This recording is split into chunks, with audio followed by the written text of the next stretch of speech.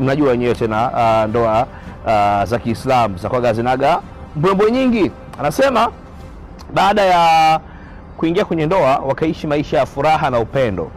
Miezi 6 wakiwa ndani ya ndoa, jamaa alikuja kugundua binti ni mjamzito, yani mke wake ni mjamzito. Wakaandaa sherehe ya kufurahia ujauzito wake. Anasema sasa siku moja ilitokea kisanga, hapa nisikize kwa makini kabisa.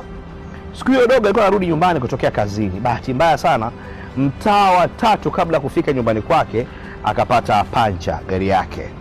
Kwa hiyo akajivutavuta mpaka mafundi gereji wa mtaani kwao ambao ni washikaji zake, akaacha gari hapo, akamwambia mkimaliza kuziba mpira mtaniletea gari nyumbani. Kwa hiyo akatembea mdogo mdogo akafika mpaka home. Alikuwa na funguo yake ya geti, akafungua geti, akaingia ndani. Sasa chumbani kwake, ukitoka sebleni pale, kinachotenganisha seble na chumba ni mara nyingi huwa ni ukuta, lakini wao ilikuwa ni kioo kile cha one way. Yani maana yake wa ndani anamuona wa nje, lakini wa nje hamuoni wa ndani. Sio, umeelewa? One way yani. So dogo akaingia mpaka chumbani kwake, amekaa, wife wake akumkuta. Akabadilisha nguo, akapumzika zake chumbani. Ghafla anasikia mlango unafunguliwa wa sebleni, maana kuna mtu anaingia sebleni. Kuchungulia kwenye kioo hivi kumwangalia, ni mke wake. So ameingia ndani, alikuwa amebeba na bazaga, ni kama mtu ambaye anatoka gengeni. Moja kwa moja akaingia jikoni.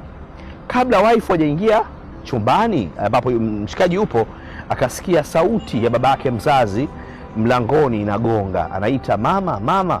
Yani maana yake anamuita mkwewe, yani mkewe mshikaji. Kwa mke akaenda akafungua mlango. Kumbuka mshikaji wakati yuko chumbani na mke ajui kama mumewe yuko ndani kwa sababu akurudi na gari. Anaita mama, mama.